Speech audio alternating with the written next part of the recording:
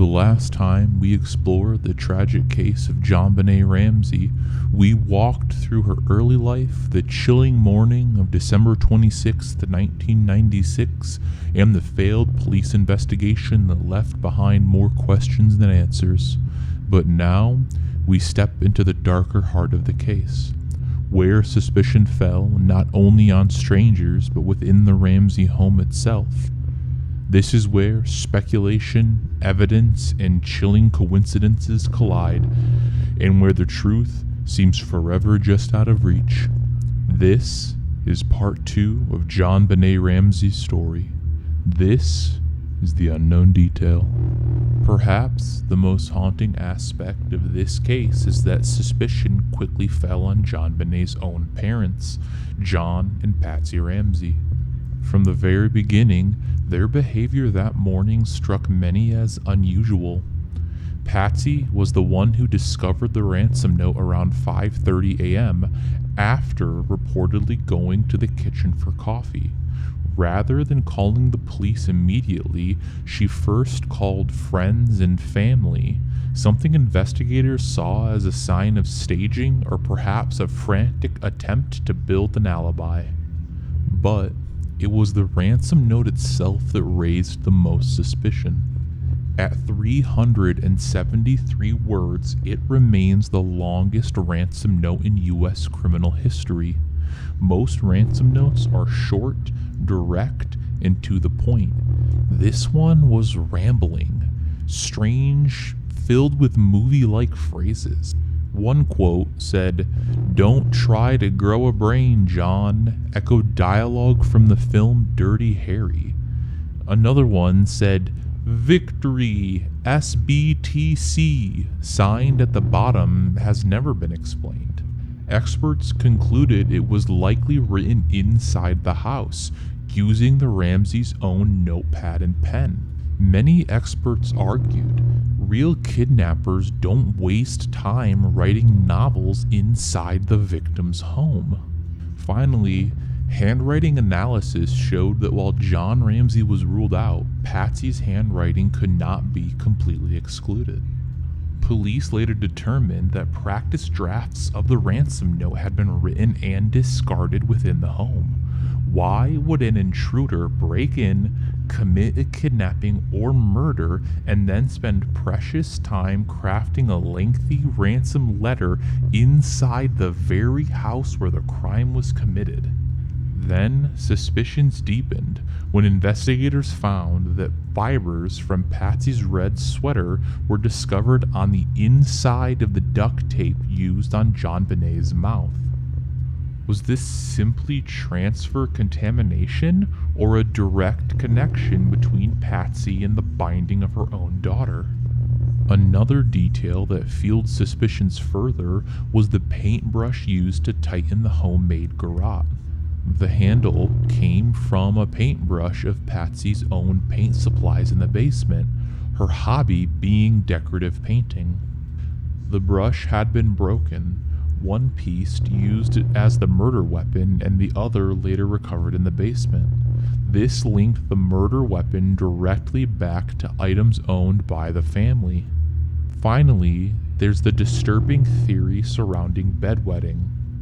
Friends of the family claim that JonBenét sometimes struggled with accidents at night. Some investigators proposed that JonBenét may have wet the bed that evening, leading to a sudden outburst of anger from Patsy, who perhaps struck her daughter in frustration. This accidental blow, the theory goes, caused a severe head injury, after which the staging of the crime began, explaining the garrote, the ransom note, and the strange inconsistencies of the scene. While this remains only a theory, it is one investigators return to again and again when looking at Patsy's potential involvement. For John, suspicion centered more around his potential to stage the crime. It was John who ultimately found JonBenét's body in the basement later that morning. Disturbingly, he carried her upstairs, contaminating the crime scene entirely. Was this an act of a grieving father in shock, or a deliberate attempt to manipulate the discovery? Some believed John's swift removal of the body was a way to both control the narrative and eliminate evidence. Despite these suspicions, no definitive evidence ever emerged to prove either parent's guilt. But the combination of the ransom note, Patsy's sweater fibers, the paintbrush, and the bizarre bedwetting theory kept their names at the forefront of public suspicion for decades. Then, theories about JonBenét's older brother Burke, only 9 years old at the time, also began to emerge. Some suggested he may have lashed out at JonBenét during a sibling quarrel, possibly over food or attention, and that her death was the result of a tragic accident later covered up by their parents. Investigators noted that some of JonBenét's wounds could have come from a small blunt object like a flashlight which was found in the Ramsey home. Theories suggest Burke may have struck his sister with it, causing a massive head injury. In this scenario, the garrote and other elements of the crime scene were staged by the parents to redirect suspicion away from their son.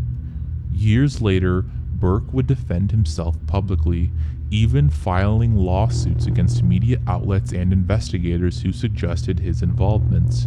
No charges were ever brought against him, and evidence remained circumstantial.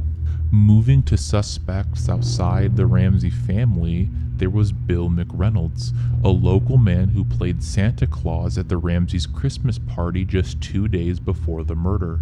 On the surface, it seems innocent, but digging deeper reveals chilling coincidences.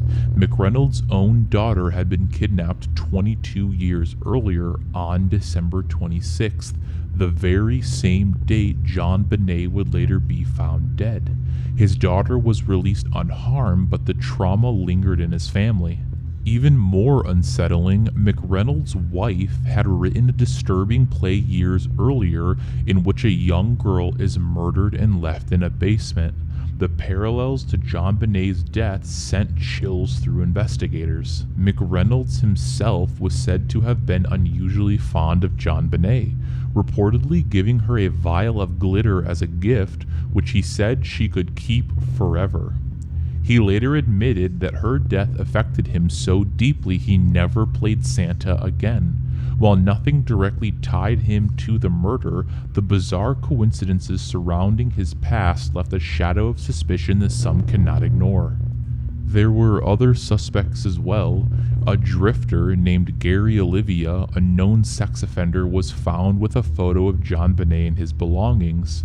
Michael Helgoth, an electrician with a violent history, reportedly spoke of a ransom plot days before the murder, but investigators never found sufficient evidence linking them to the crime. Intruder theories point to a broken basement window, suggesting a possible entry point, yet there were no footprints in the snow outside, and the home's alarm system had not been tripped. Many believe the intruder theory was always less convincing than the idea of an inside job. At every turn, the Boulder Police Department's misstep crippled the case. The crime scene was never properly secured. Family, friends, and even a minister roamed freely through the home before evidence was gathered. The decision to allow John Ramsey to search the house led directly to the contamination of JonBenét's body. The ransom note, crucial evidence, was handled and passed around. Potential suspects were allowed to mingle with one another, exchanging stories and details that later blurred timelines. This staggering incompetence left investigators chasing shadows for years. To this day, no one has ever been charged with JonBenét's murder. The case remains as haunting and unsolved as it was on that December morning nearly 3 decades ago. Theories abound. Was it the parents, her brother, a trusted family friend, or a stranger who slipped silently into the house that night? The only certainty is that somewhere in the tangled mess of evidence, in the overlooked fibers, or on the bizarre words of that ransom note, the truth is there, waiting to be found. But until then, it remains hidden in the unknown detail. Thank you for watching. If you enjoyed this deep dive into JonBenét Ramsey's case, make sure you subscribe to The Unknown Detail. We'll continue to explore the darkest corners of true crime, unsolved mysteries, and the unsettling truths that slip through the cracks. Like, share, and join us because the next case may be even darker. And as always, stay curious and stay in the dark.